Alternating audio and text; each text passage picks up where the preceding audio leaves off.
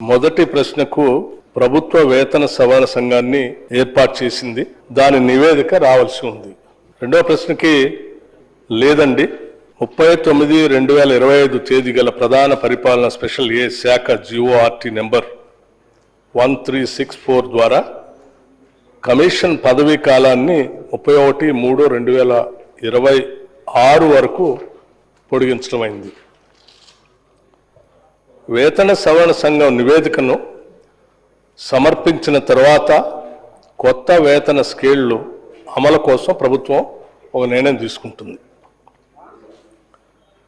మూల వేతనంలో 30.03% నుండి 33.67% రాష్ట్ర ప్రభుత్వ ఉద్యోగులు పింఛనుదారులకు కరువు భత్యం డిఏ, కరువు సహాయం డిఆర్ను 1/7/2023 తేదీ నుండి సవరిస్తూ ప్రభుత్వం 12/1/2026 తేదీన ఉత్తర్వులు జారీ చేసింది.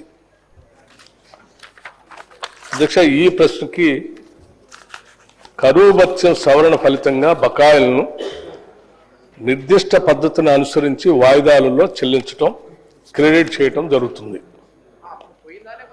ఎఫ్ ప్రశ్నకి పింఛన్దారులకు కరువు సహాయం డిఆర్తో పాటు పింఛన్ ప్రయోజనాలు ఎప్పటికప్పుడు చెల్లించడం జరుగుతుంది. జి అధ్యక్ష, ఏవేని పింఛన్ బకాయిలు చెల్లింపును ప్రభుత్వం ఎప్పటికప్పుడు జారీ చేసే ఉత్తర్వులను అనుసరించి చెల్లించడం జరుగుతుంది. శ్రీ టి హరీష్ రావు గారు. ఉప ముఖ్యమంత్రి గారు సమాధానాన్ని దాటవేసే ప్రయత్నం చేశారు. అధ్యక్ష, మేము సూటిగా అడిగింది ఎన్ని డిఏలు పెండింగ్ లో ఉన్నాయి అని అడిగాము. ఈ దేశంలో ఏ రాష్ట్రంలో లేని విధంగా ప్రభుత్వ ఉద్యోగులకు ఈ ప్రభుత్వం 5 డిఏలు పెండింగ్ లో పెట్టింది. ఆ 5 డిఏలు ఎప్పట్లోగా చెల్లిస్తారో మంత్రి గారు సూటిగా సమాధానం చెప్పాలి. ఒకటి అధ్యక్ష. రెండవది అధ్యక్ష, పిఆర్సి అధ్యక్ష 31/3/2026 వరకు పిఆర్సి కమిటీకి ఎక్స్టెన్షన్ ఇచ్చామన్నారు.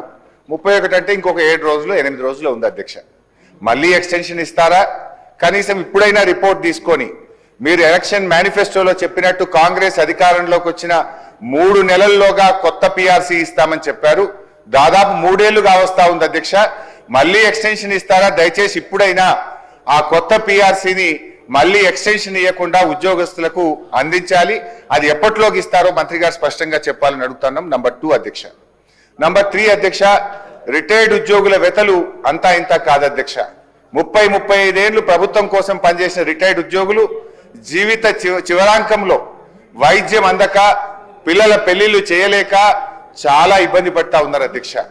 దయచేసి ఆ రిటైర్డ్ ఉద్యోగులు ఎంతమంది రిటైర్ అయ్యారు, వాళ్ళకి చెల్లించాల్సింది ఎంత, ఇప్పటి వరకు ప్రభుత్వం ఎంత చెల్లించింది, ఎప్పట్లోగా వారికి రావాల్సిన బకాయిలు పూర్తిగా చెల్లిస్తారో మరి దయచేసి మంత్రి గారు సూటిగా సమాధానం చెప్పాలి. వాళ్ళందరూ సెక్రటరియట్ చుట్టూ, మంత్రులు శాసనసభ్యుల చుట్టూ పాపం రోజు తిరుగుతా ఉన్నారు అధ్యక్ష. రిటైర్ అయిన తర్వాత ప్రశాంతంగా జీవితాన్ని గడపాల్సినటువంటి రిటైర్డ్ ఉద్యోగులు ఇలా రోడ్ల మీద కూర్చొని ధర్నాలు చేయాల్సినటువంటి పరిస్థితి ఏర్పడతా ఉంది అధ్యక్ష. సో దయచేసి నేను ప్రభుత్వాన్ని కోరేది ఒకటే అధ్యక్ష, మీరు రిటైర్డ్ ఉద్యోగులకు డబ్బులు ఇవ్వడానికి నిధులు లేకనా లేక మనసు లేకనా నాకైతే అర్థమైతలేదు అధ్యక్ష. ఫ్యూచర్ సిటీకి 1,00,000 కోట్లు ఉన్నాయంటారు, మూసీకి 1,00,000 కోట్లు ఉన్నాయంటారు, అందాల పోటీలకు డబ్బులు ఉన్నాయంటారు, ఫుట్బాల్ షోకులకు డబ్బులు ఉన్నాయంటారు. వాటన్నిటికీ డబ్బులు 3వ క్యాంప్ ఆఫీస్ మీరు కట్టుకుంటారు. ముఖ్యమంత్రి గారు 100 కోట్లతో క్యాంప్ ఆఫీస్ కట్టారు. సరే, మీరు కట్టుకోండి, మాకు అభ్యంతరం లేదు.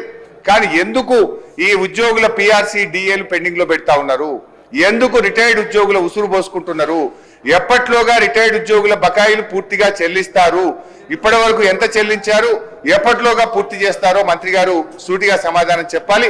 అదేవిధంగా ఈ 5 డిఏలు ఎప్పట్లోగా ఇస్తారు? పిఆర్సి మళ్ళీ ఎక్స్టెన్షన్ ఇస్తారా? దయచేసి ఇప్పుడైనా రిపోర్ట్ తీసుకొని ఉద్యోగస్తులకు పిఆర్సి ఇస్తారా? ఆనాడు కేసీఆర్ గారు ఐఆర్ ఇచ్చారు. మరి మీరు ఏమన్నా ఐఆర్ను పెంచైనా సరే ఉద్యోగస్తులకు ఏమైనా మరి వారికి రిలీఫ్ ఇస్తారా అని చెప్పి మీ ద్వారా ఉప ముఖ్యమంత్రి గారిని కోరుతా ఉన్నది.